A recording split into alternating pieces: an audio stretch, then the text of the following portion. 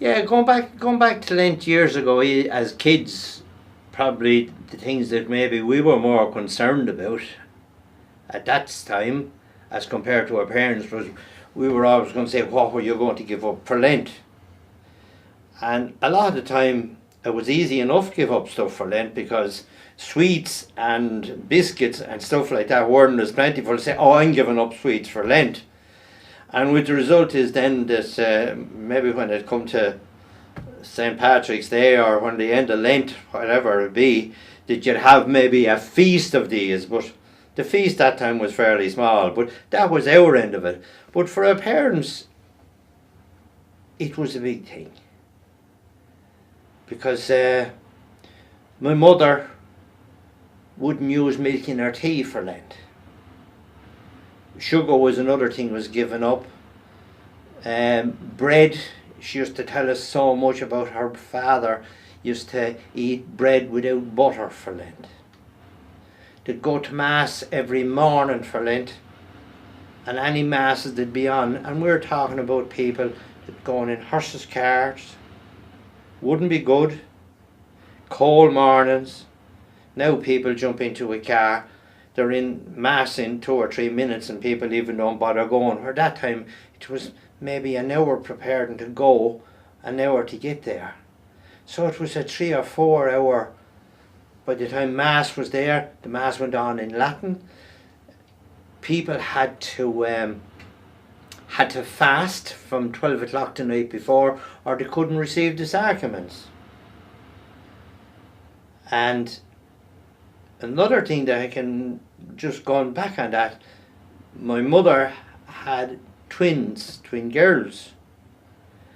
And Mass being in Askamore at the time, she had 3 miles to go on a bike. And feed the children before she went, milk a cow or two before she went, be in Mass for 8 o'clock.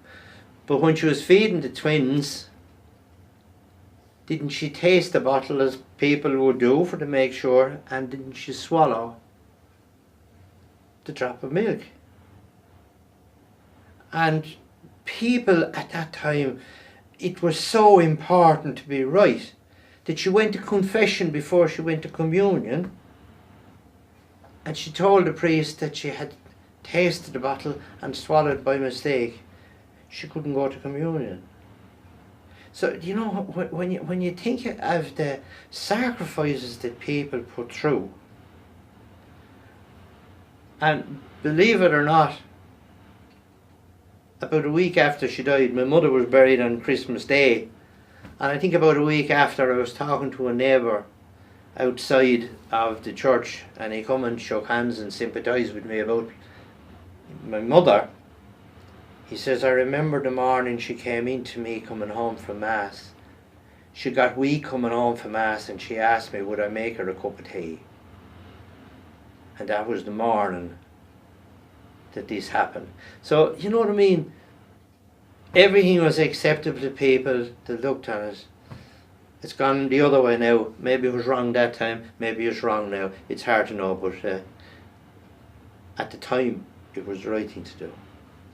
But that was the thing. So when you talk about Lent and the sacrifices that people put through, the light of heaven to them all, if there's a heaven, they all have to be there because they've done everything to the letter of the law in bad times when people were very poor. So that's my thing of Lent. Lent isn't anything now compared to that. It's just a fad. I'll give up sugar or I'll give up this, but sure, there's so many other things. But people, that time, food was a scarce thing and they were giving up the bit of nutrition that they needed. So yeah, Lent was a tough time.